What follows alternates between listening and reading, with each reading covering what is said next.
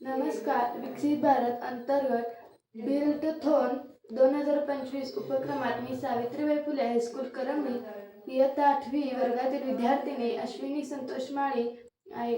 मी तुमच्यासमोर मातीच्या वस्तू सादर करणार आहे. मातीच्या वस्तू तयार करण्यासाठी मी प्रथम तांबूस रंगाची माती वापरली. नंतर त्यामध्ये पाणी घालून चिखल तयार केला. नंतर तो चिखल मळून मी त्यापासून हंडा, त्यावरचे झाकण व पणत्या तयार केल्या. त्या सर्व वस्तू मी 2 दिवस वाळवण्यासाठी ठेवल्या.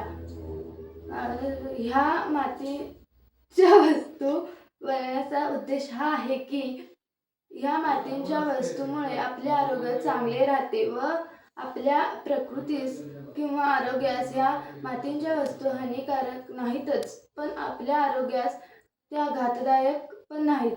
आत्ताच्या काळात या मातीच्या वस्तूंचा उपयोग खूप कमी प्रमाणात करतात, पण पूर्वीच्या काळी या मातीच्या वस्तूंचा उपयोग होत होता व त्या काळच्या लोकांची प्रकृती खूप चांगली व छान होती व मातीच्या वस्तूचा वापर जर आपण केला तर आपले आरोग्य पण खूप चांगले व छान राहील.